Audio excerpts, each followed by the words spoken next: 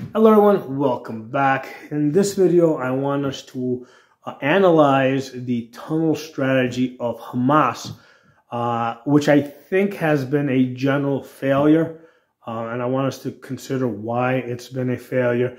The reason for this is not to say, yay, Israel, or poo-poo on Hamas and the Palestinians. It's more to understand tunnel strategy, why it might work, why it may not work, if there was ever a dictatorship here in the United States, either one that developed internally or one that was imposed externally, right?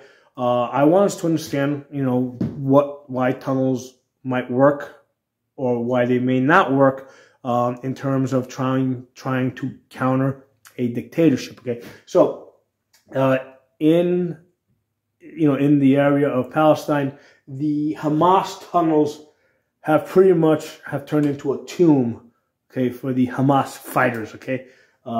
They have not been very useful, I think. And basically the strategy of the Israelis has been to, basically find the entrances of these tunnels and basically close them in, right? Just bury them in, close the air holes. So let's go down the line over here. So the enemy of tunnels is modern day GPS. Okay, so with modern day GPS, which we all kind of have on our phones, it's easy to identify an area and mark it through GPS coordinates as this is an entrance.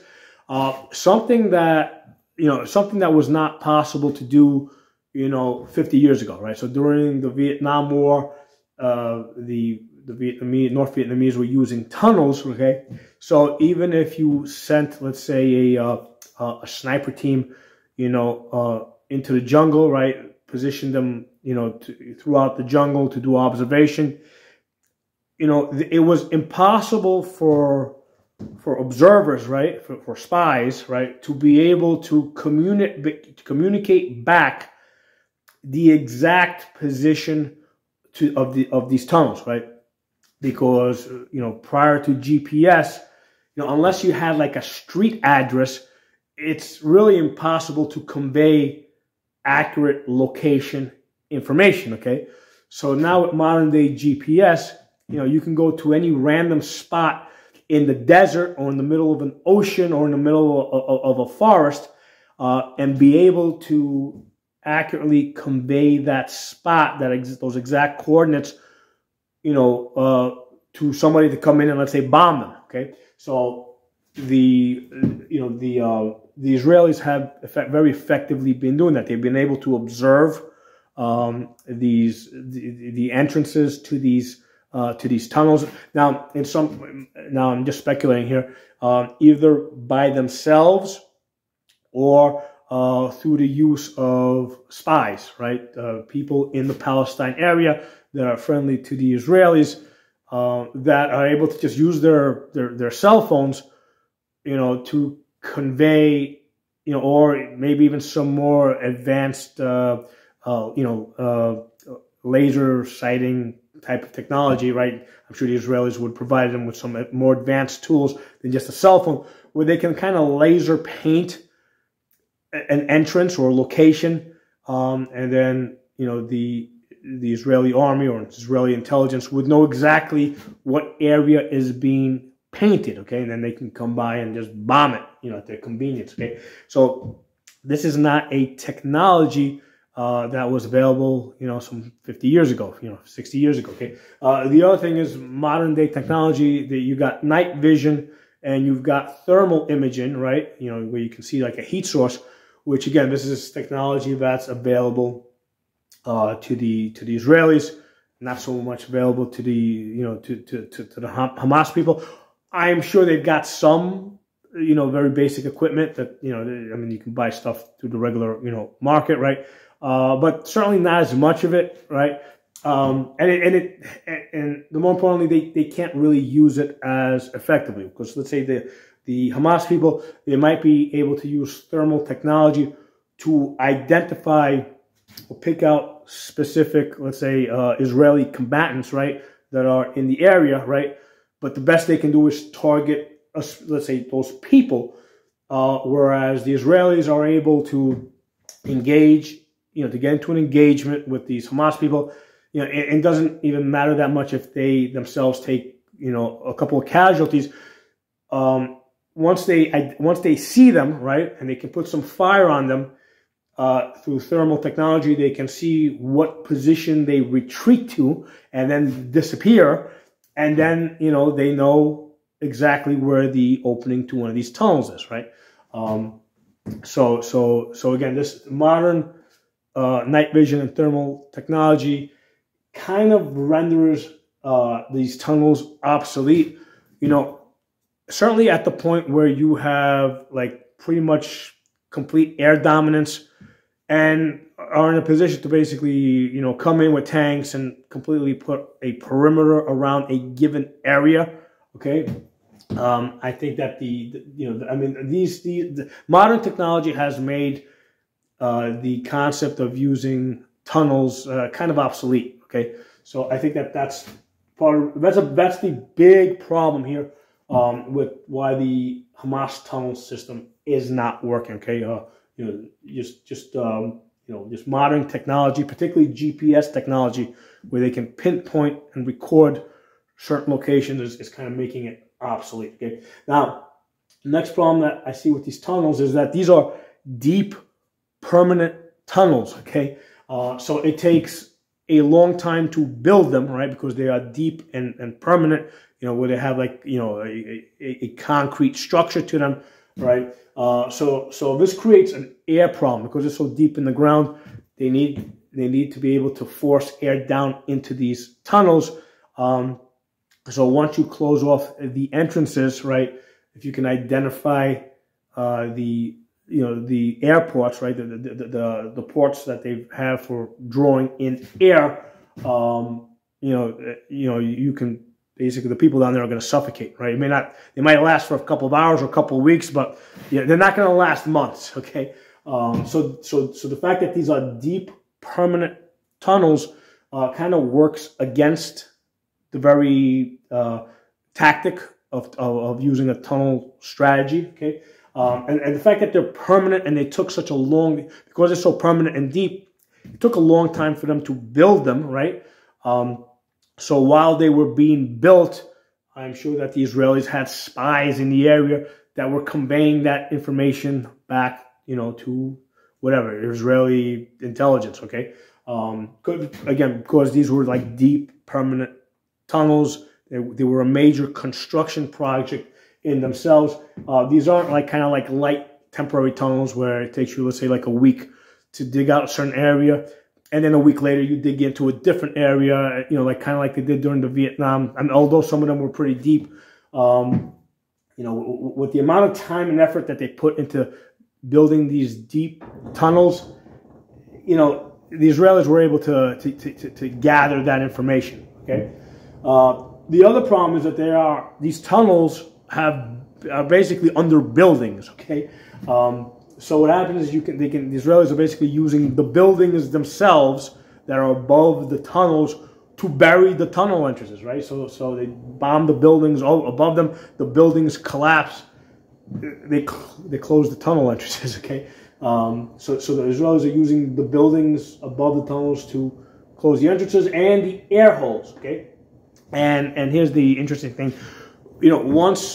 Once the airplanes come through and, let's say, bomb an area, or they use artillery to bomb an area, the Hamas people themselves, right, they would not be able to find what was the entrance to the tunnel, because after the area gets bombed, it looks completely different, okay? So the Israelis would probably have a better chance of finding the entrances to those tunnels because of the GPS technology. They can say, yep, right here on this rubble, this pile of rocks, that's where the entrance was. The Hamas people without GPS would not be able to do that, okay? So again, GPS is working in favor of in technology in general, working in favor of the Israelis, okay? So the buildings overhead, again, that's basically more material to cover up the entrance to the tunnels, okay? Okay, next problem here, okay? Wrong location, okay? This tunnel system would probably have been a lot more effective if it was underneath Tel Aviv, right? If it was basically underneath the feet of the people that were fighting, okay? Because if it was, let's say, in Tel Aviv, right, the Israelis would have been a lot more conservative about, you know, bombing their own city to destroy the tunnels, okay? Basically, what Hamas did is they put these tunnels underneath their own houses, okay, which the Israelis, you know, really don't mind bombing, okay? So, wrong location. They put these tunnels in the wrong place, okay? Now, I can fully understand that the Hamas people had envisioned the Israelis using completely different tactics. They thought that maybe the Israelis were going to kind of do like what, raids, like kind of like come in and go out. They did not envision a full campaign of where the goal is basically to destroy the tunnels, right? Because the problem is that these tunnels, because they're so permanent, and they've been there for such a long period of time, that have been developed, you know, destroying these tunnels is the central strategy of the people that they're fighting, okay? So that's part of the reason why this tunnel idea is not effective, because it just made, you know, it's become the target, the main target of the people that they're fighting, okay? So wrong location. They probably, you know, these tunnels would have been a lot more effective if they were, let's say, in Israeli cities, okay? Now, I'm not, how would they get them there? That's a whole other story. But I'm just saying, putting tunnels underneath their own houses, okay, is not very effective if the people that they're fighting are perfectly willing to blow up their, you know, their houses, okay? Again, feeding into wrong location, spies, okay? You know, not all Palestinians love Hamas, okay? In fact, now with this war going on, a lot of Palestinians, and I've seen some video of this, are actually blaming Hamas for bringing this fight to them, okay? So there's a lot of people in Palestine that are very happy to give up, you know, to give up information with regard to these tunnels and their locations. And they don't know who these people are. And again, because these tunnels are so long and permanent, you know, anybody living in that area probably knows where they are, okay? So again, this making those tunnels not very effective, okay? Other problem with these tunnels is that they have no external links, okay? So the Hamas tunnels are in Palestine, in the Gaza area, okay? The people that they are allied with, let's say with Hezbollah, the Houthis in Yemen, Iran, okay? These people are too far to be able to help them in the tunnels, okay? And essentially they gotta travel over a long, wide open area in order to get to this tunnel location. So what they have done is they have isolated themselves in the tunnels, okay? And they're not able to get any external help. So this is not something that's helping them. Part of the reason why the Arabs were so successful in the 7th century, right, is because the Arabs basically came out of Saudi Arabia, right, and they essentially invaded these areas, because all these areas, the area of Egypt, you know, Palestine, Syria, these were all areas that belonged to the Byzantines, right? These are Byzantine, Christian Byzantine areas. And what the Arabs were able to do is they came out of Saudi Arabia on horses, and they were able to do these hit and run tactics and then kind of disappear into the desert, right? So you got these Byzantine armies that were, you know, stationed there ready to deal with them, but they weren't, the Arabs weren't attacking Byzantine armies. They were attacking everywhere other than where the Byzantine armies were, okay? So the Byzantine armies were continually getting spread out, and then they were able to like kind of pick them off like that, okay? So what we see here is a reverse strategy, okay? Whereas in the 7th century, the Arabs were doing hit and run tactics on horses, okay? in this case, the Israelis are doing hit and run tactics with airplanes, right? They're able to come in, attack, get out, okay? So I just think it's interesting how, you know, that's the desert, right? And these big distances that made the Arabs very successful back in the 7th century is now working against them. The Israelis using airplanes are able to take advantage of the desert in a similar way. And like I said, because of these vast distances and open areas, the Hamas in the tunnels is basically cut off from the rest of their allies, right? From Hezbollah, from the Houthis, and from Iran. They're just completely cut off. Okay, so other problem with this tunnel strategy is because they're isolated. They have no offense. Okay, so the Hamas is in these tunnels. The best that they can do is use these tunnels to hide in. Okay, they're not able to use this tunnel system to attack Israel, the Israelis back home. Okay, you know, they can't attack. You know, they just have no real offensive capability. I mean, yeah, they might be able to fire a couple of rockets in the direction of Israel, and maybe if you get through and maybe cause a couple of you know, do some damage, but it's not gonna. They're not capable of causing any strategic damage to Israel to weaken them in any way. Okay, so this vast tunnel network that they have, right? This long, I think something like 200 miles of tunnel that they have under Gaza. Okay, it's purely defensive. It has no offensive capability, right? And once they seal off the entrances and cut off the air holes, I mean, they're just going to suffocate in those tunnels. Okay. Okay. The other problem is that there's a lack of information. Okay. Again, so they're isolated in these tunnels. The Israelis are able to, like, you know, observe them, study them, see what they're doing, find their, like, you know, pinpoint their locations, convey that information back home to a large network that's working against Hamas here. Okay, Hamas, on the other hand, is not able to observe the Israelis. Okay, they're not able to send information to their allies, let's say Hezbollah or the Houthis or Iran. Okay, they're like purely isolated. So with this tunnel system, they're not even able to convey information to their allies. They just cut off. Okay, so again, these are all reasons why this tunnel strategy of Hamas is just a complete failure. Okay, and the other problem is that because they've put these tunnels under basically a civilian area, they're losing support of the population. Okay, we've seen, you know, basically a lot of the Palestinians are like, why did you put your military structure and infrastructure underneath our homes? Okay, so they're losing popular support.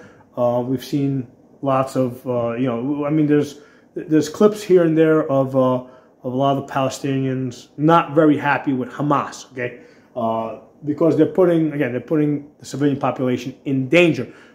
They've got tunnels, they got like a command and control center underneath the hospital, right? And that's in that area. Okay, so again, this is information that leaks out into the population, and it's not going to turn 100% of the population against Hamas, but it's going to turn enough of it, like even if it's 5%, 10%, that's enough so that you get, you know, if you get 5 or 10% of the people that hate Hamas, right, and they're willing to work with the Israelis to end this conflict even faster, because from the position of the population, it's like, okay, the sooner we get Hamas like eliminated, the faster this war can end, and the faster we can stop getting killed here. Okay, so the civilian population is, or a significant portion of the civilian population is seeing that the safest way for them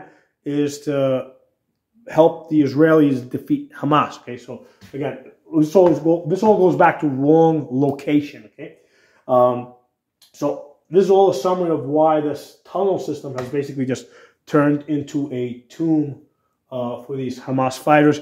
And again, the purpose of this video is not to say, yay, Israel, you know, die Hamas. All right, that's not the purpose of this video. The purpose of this video is to study the tunnel strategy, okay, and consider why in certain places at certain times, like let's say during the Vietnam War, it was effective, okay, versus, you know, especially effective in, most importantly, effective in the jungle where they had good cover, right? They had tree cover, and prior to GPS technology, and comparing to why now the tunnel system, this tunnel strategy is not effective, especially in a pretty much a desert area with modern day technology. Okay, so that's the thing that we're considering and we're studying here. So let me know if you guys have any other ideas. Okay,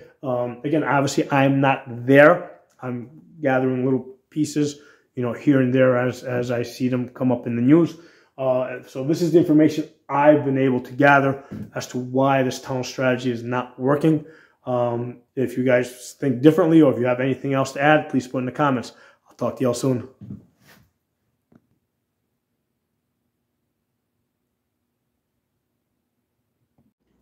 Hey everyone, I just wanted to add one other bit of information.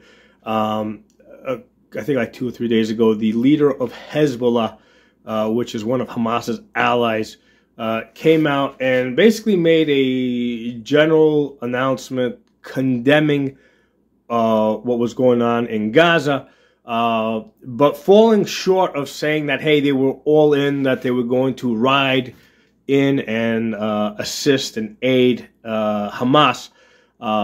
They basically said, hey, all you other Arabs out there, you guys should do something, okay?